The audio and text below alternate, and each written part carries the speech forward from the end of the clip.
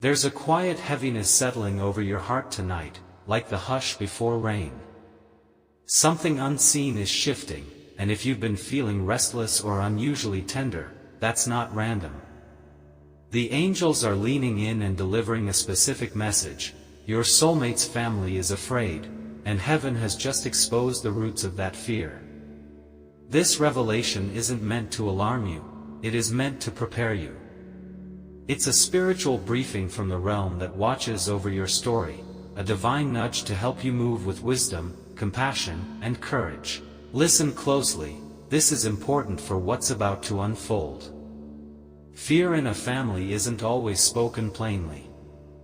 It arrives as quick smiles that don't reach the eyes, as careful questions masked as concern, as polite distance that feels like a small exile. From their vantage point, they may be trying to protect a loved one, they may be responding to old wounds, hard losses, or long seasons of disappointment. Sometimes their worry is practical, about finances, cultural differences, or previous patterns they don't want repeated.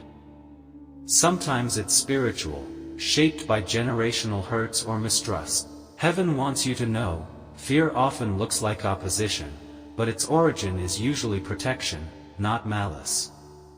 Knowing that changes how you approach it. Imagine their world for a moment. They have watched your soulmate grow up. They've collected memories like small, sacred stones, scraped knees, late-night study sessions, first jobs, private prayers.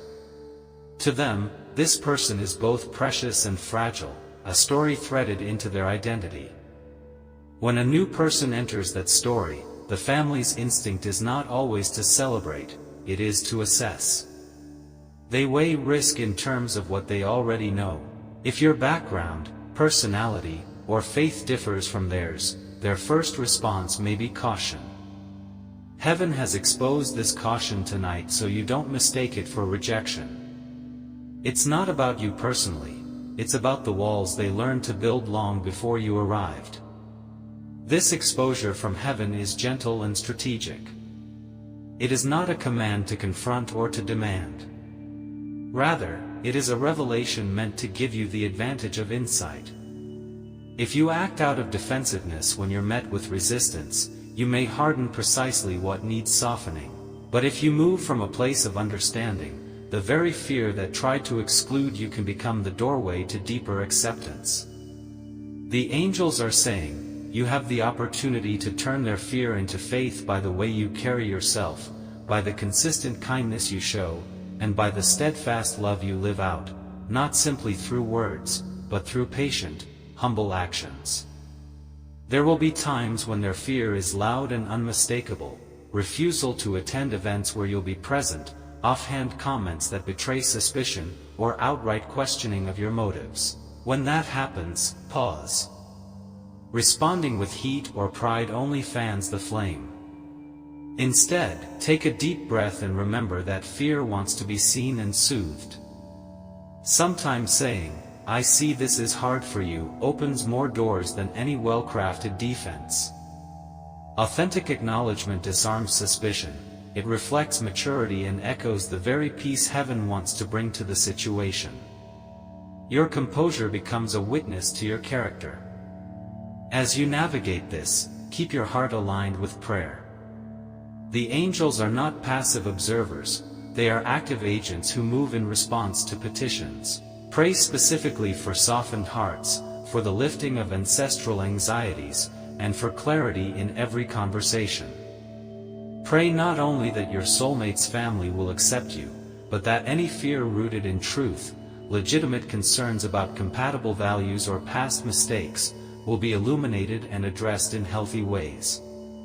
Divine intervention often begins with honest, humble prayers that ask God to remove blindness and replace it with sight. This spiritual posture will protect you from reactive bitterness and prepare the soil for reconciliation. You also need a practical plan. Love guided by grace does not mean blind acceptance of harmful behavior or unsafe circumstances. If the family's fears revolve around real issues, substance abuse, unresolved trauma, financial instability, then honesty and transparency are required. Meet those concerns with actionable solutions: therapy, financial planning, accountability partners, or time-tested demonstrations of reliability. Sometimes families need to see evidence over months, even years, before their hearts can rest. Heaven honors that patient diligence. Be willing to earn trust slowly. It's a noble investment in a relationship that's meant to last. Cultivate empathy, not performance. The most persuasive thing you can offer a cautious family is not forceful persuasion or a list of your credentials, but consistent presence. Empathy is the art of sitting across from someone and being genuinely interested in their story without immediately trying to fix it. When you listen to the fears behind their questions, to the memory of a hurt relative, to the exhaustion of a caregiving parent, to the shame of a past family scandal, you communicate that you're not a threat but a safe keeper of the story they cherish. Your tenderness toward their pain often becomes the bridge to their trust. Protect your own heart in the process. You are not required to absorb every criticism or to allow yourself to be diminished by suspicion. Boundaries are acts of love, for both you and your soulmate. If a family's fear turns into hostility or into attempts to control, you must stand with firmness and grace. Plant your feet in truth and speak gentle but clear boundaries about what is acceptable in your life. This is not antagonism, it is stewardship of the relationship God is growing. When you protect the love you share from corrosive behaviors, you demonstrate that love can be both vulnerable and wise. Let your soulmate lead where appropriate. This is their family. Your primary role is to support, not to replace. Encourage your partner to be the ambassador who speaks into their own household with consistency and integrity.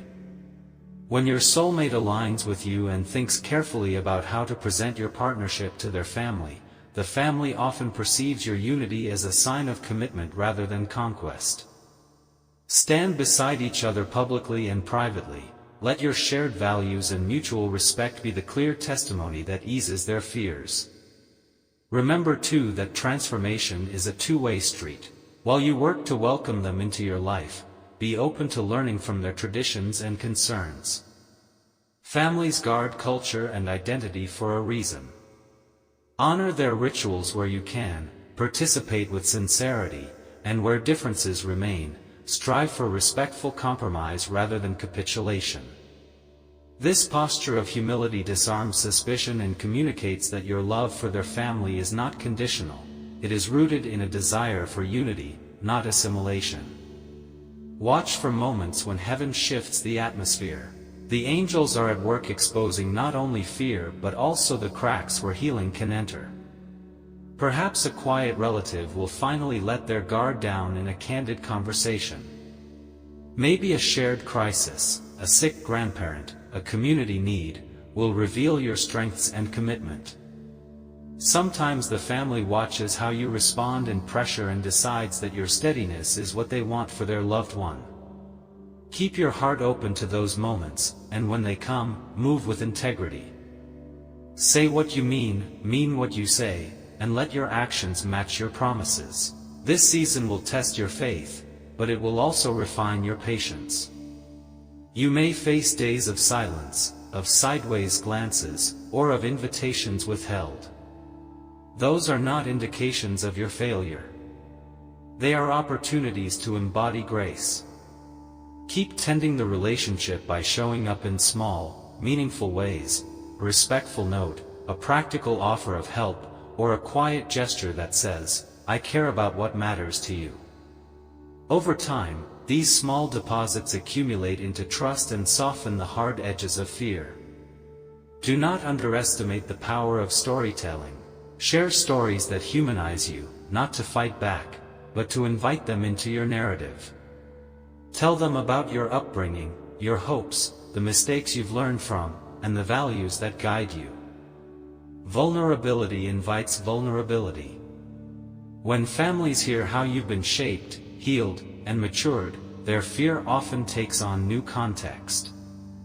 They begin to see that you are not an outsider but a person shaped by story, a person whose love for their family member comes from a place of serious, faithful intention.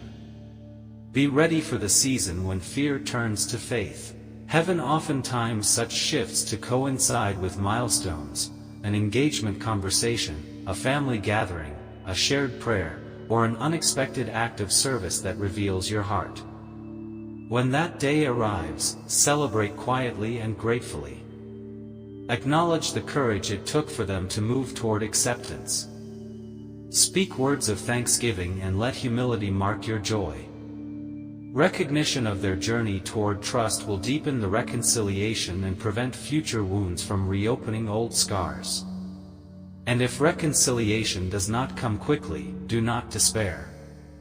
Some families need more time than others. Your patience will be one of the greatest testimonies of your love. Keep praying.